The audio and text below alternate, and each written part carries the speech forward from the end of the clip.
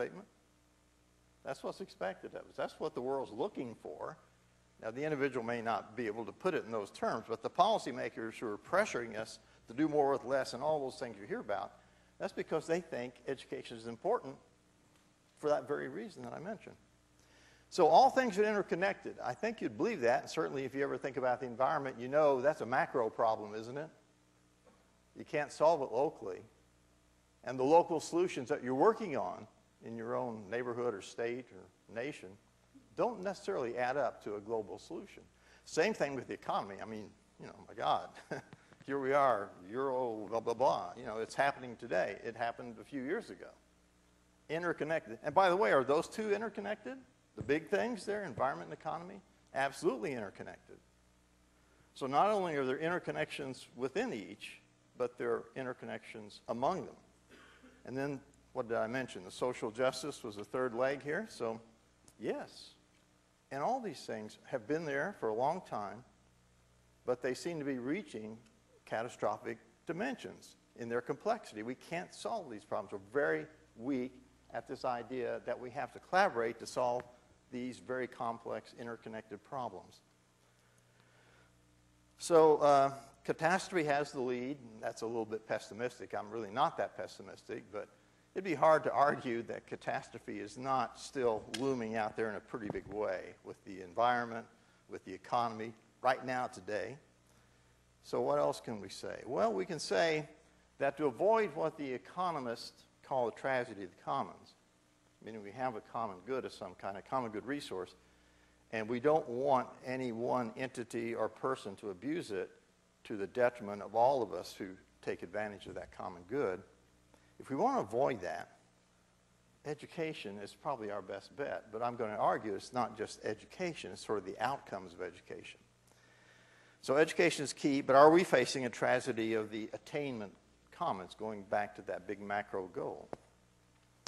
Well, I think we kind of are, and what we're going to have to do now is think of it as common good, get over the arguments that no, it's private, no, it's public, it's both. And we've got to make it work on behalf of humanity, basically. So that involves a lot of things that I have no time to talk in detail about, but I think Michael actually did that. You know, what he's telling us is we can't get there without technology. And we can take the technology, some of which he talked about, are here today. And we can use those to do better what we're doing. My argument is that's good, but that's not solving the problems. How many minutes? Okay, 2. All right, I better go a lot faster then. Okay, let's go. The policy perspective on this is that we have to scale up attainment. So here it is in President Obama's terms. I want to move the proportion of the adult population holding a post-secondary credential, degree or certificate, from 40% to 60% in 10 years, he said. Let's do the math. We're a nation, let's use 300 million. We're a nation of 300 million. Census Bureau tells us that 200 million of us are 25 or older, so let's take that as the adult population. 40% today, that'd be 80 million. 10 years later, 60%, that'd be 120 million. It'd be worse because we're actually a net growth population. But nevertheless, that's a mighty big number, a 40 million spread, and that figure of 40% has been stuck at where it is for about 30 or 40 years. So there's no reason to think we're going to solve that problem just by doing better what we do, because it hasn't moved the needle in 40 years. Okay, so what then is behind all this? Well, another way to look at it is we have to, for after board credentials, we have to improve credentialing productivity. Why the productivity part? That's the money side of things. Follow the money. Make attainment affordable to all beneficiaries. Who are the beneficiaries? We are, if we're in education, because we're paid to be educators, okay? And certainly our students, we all believe, do benefit financially by getting an education. That's a pretty accepted fact today. There are other benefits. But then on the other side, there's government, companies like ours, foundations, parents, students. And they're all paying something. They're the external investors. And they're economic beneficiaries in a kind of a public sense. That's why the government invests, right? So how are we going to square this sort of nasty impasse? Well, the attainment challenge just says scale up the proportion of tertiary credentialed adults. That's what I said. There are many barriers to scaling up. I pointed out it's stuck where it is. The pipeline is leaky. I'm talking now about K through 12 and our own pipeline. Our graduation rates are pretty low, on the average between 40 to 50%, depending on what sector of higher ed you're looking at. The demographics of our country and the demographics of the world say simply that the proportion of people who we would call low income, even middle income, that proportion is growing, bringing more problems to bear on this scale up. Hit the wrong button. And that's going to exacerbate what we think of now as financial aid, whether it be grants or loans. So put it in our context. Okay, I've got to get to the punchline. That's a serious thing. That's a real money problem. So education is too important to leave to the educators. All right, where do we go with this? Economic governance issues. Education providers find government funding to be inadequate, unreliable, and intrusive. Many of you are that. Do you agree? Governments find higher ed unaccountable and its credit hours attempted revenue model too costly and wasteful. You may not agree with that, but that's what they are saying to us. And then finally, needy families and their students. I just mentioned that. So where do we go with this? I think we need to take a lesson from this Nobel laureate in economics, 2009.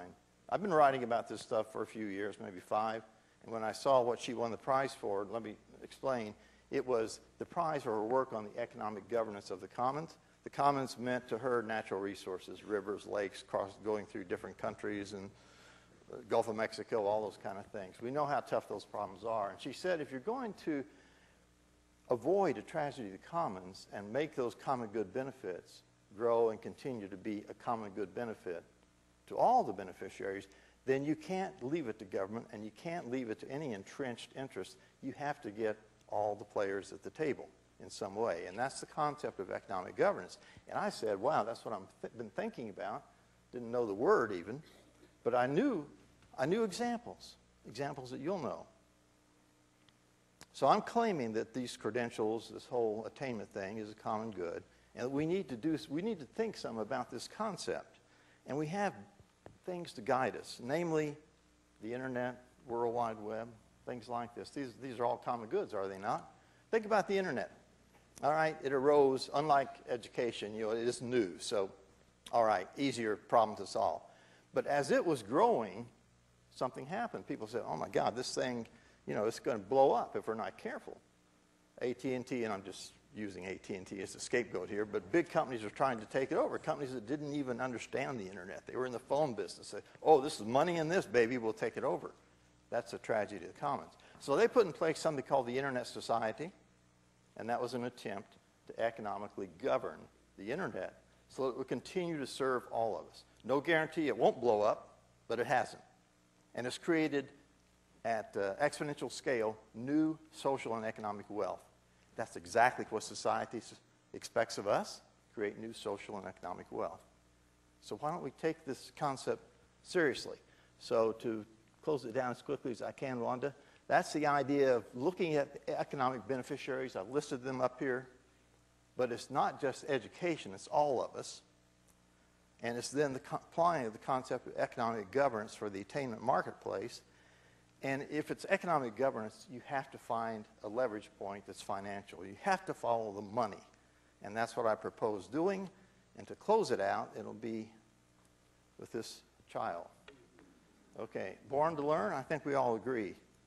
Great words from our own Declaration of Independence, more or less. Equal and free to pursue happiness. Two concepts there, though. Equal, yes. To pursue happiness is not to be guaranteed happiness. So there's a sense of having to earn something there. But also there's the idea, I think, Chris Christopherson's words, Janet Joplin sang them, freedom is just another word for nothing left to lose. So everything can't be free. We can't just be given rights. We have to balance that with responsibilities. So what this concept of economic governance is all about is finding a way to do that. And I'll just let you look at the words as I try to put them in perspective.